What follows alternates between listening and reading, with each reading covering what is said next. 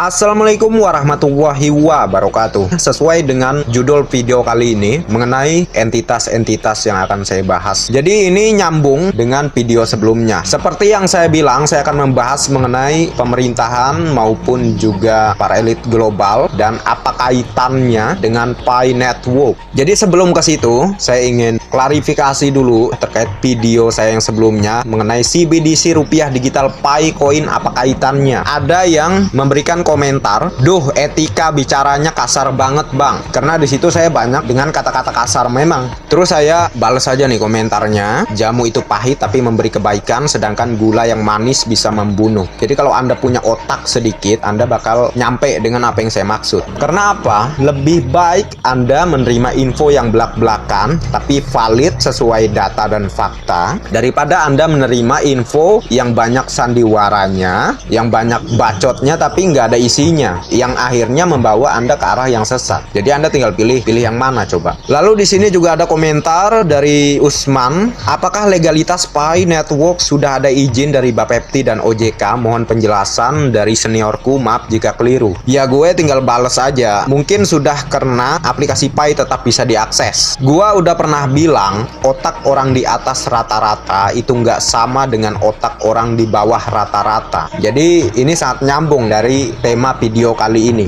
mengenai entitas atas, yaitu elit global, dan apa kaitannya dengan Pi. Orang rata-rata hanya melihat sekilas dan skeptis, malas belajar, sedangkan orang di atas rata-rata mereka melakukan kebalikannya. Paham nggak maksudnya? Banyak yang nggak nyampe kan otaknya, karena banyak diisi sama info media yang sampah, yang hanya memanfaatin lu semua untuk kepentingan politik. Dan asal lu tahu, yang lu lihat di TV itu kebanyakan cuma suruhan untuk ngesistem otak lu pada supaya nggak berpikir kritis. Pemikiran kritis lu dimatikan. Nah itulah liciknya para elit global untuk membuat lu semua tetap di bawah sedangkan mereka makin di atas. Contoh simpelnya, pernah nggak di TV mengajarkan apa itu uang dan bagaimana cara jadi pembisnis? Nggak ada kan? Nah ini hanya salah satunya yang gue bocorkan, sisanya lu cari tahu sendiri. Karena gue mau bikin masyarakat kita itu untuk tidak jadi orang males dan mau belajar mencari tahu. Jangan hanya cari tahu berita-berita artis yang gak jelas, itu sampah lagi. Nah ini gue udah terlalu kepanjangan. Jadi asal lu semua tahu, para elit tidak akan mau koar-koar seperti elu pada. Mereka nggak akan bilang bahwa mereka juga ikut mining Pi, karena mereka selalu bermain dalam bayangan bos yang sangat sulit ditebak sama orang rata-rata kayak lu semua. Tapi nanti saat Pi sudah bernilai tinggi, baru para elit ini koar-koar bos. Dan lu semua yang saat ini skeptis nganggap Pi itu halu, siap-siap aja ke depannya beli koin Pi ke para elit. Tapi mungkin untuk beli satu Pi aja lu udah nggak pada mampu ke depannya, karena nilainya udah terlalu tinggi lah. Mau para elit atau pemerintahan itu sama aja. Malahan mungkin pemerintahan itu di bawah naungannya para elit. Tapi soal ini gue nggak mau panjang lebar, bahaya, banyak security-nya di sini. Ya mungkin gue lagi dipantau di video ini. Intinya lu bisa cari tahu aja sendiri ya, makanya jangan males belajar. Nah di sini udah gue kasih alurnya, asal lu mau berpikir kritis aja dan mau belajar mencari tahu, lu pasti akan punya pemikiran di atas rata-rata. Selain itu gue juga mau bilang ke para orang-orang tolol, tanpa uang AdSense YouTube gue tetap bisa makan bos. Gue nggak sama kayak YouTuber lainnya, tanpa uang AdSense nggak bisa makan, nggak sama sekali bos. Hasil bisnis gue lebih besar dari AdSense bos. Terus ada lagi nih orang tolol yang bilang kalau benar gak ngarep uang AdSense, kenapa masih nge-YouTube? Asal lu tahu ya, gue nge-YouTube itu ada agendanya, agar semua pioner tidak salah jalan dan agar bisa membedakan mana info yang sampah dan mana info yang real. Dan disiplin yang gue lakuin di sini, ngelakuin hal-hal yang bermanfaat. Gue cuma kesian sama pioner yang ditipu sama info-info sampah. Makanya gue hadir untuk membersihkan sampah-sampah ini. Kalian mungkin bilang gue orang yang arogan ya, tapi yang gue sampaikan itu ada agendanya bos. Gue hanya pengen lu semua ngerti dengan yang gue sampaikan. Lu tinggal pilih seperti yang gue bilang barusan, pilih jamu yang menyehatkan atau pilih gula yang justru membunuh lu semua. Pilih orang yang kasih info dengan sandiwara, mengutarakan kata-kata manis yang akhirnya menggiring lu ke arah yang sesat, atau pilih orang yang belak-belakan tapi membawa lu ke jalan yang terang. Yang mana bos? Lu tinggal pilih. Jadi kalau lu masih punya mental pecundang, yang nggak usah nonton di sini bos. Cari aja video-video yang bersandiwara yang kasih info sampah. Kedengarannya kasar kan? Bodoh amat gue. Jadi yang perlu lu inget sebelum nonton video gue, lu inget kata-kata ini, bersakit-sakit dulu, bersenang-senang kemudian. Nggak ada orang bisa sukses tanpa dikritik, nggak ada orang bisa sukses tanpa ngelewatin rasa sakit. Jadi kalau lu masih punya mental pecundang, lu nggak pantas untuk sukses, dan lu nggak pantas berada di video gue. Belajar bernalar, berpikir, tahu mana yang benar, tahu mana yang salah, sesuai dengan makna logo yang gue pakai untuk semua. Jadi gue ingin berbagi kebaikan ke kalian semua. Meski di awal menyakitkan, tapi percayalah, akan selalu ada terang setelah kegelapan. Sekian, assalamualaikum warahmatullahi wabarakatuh.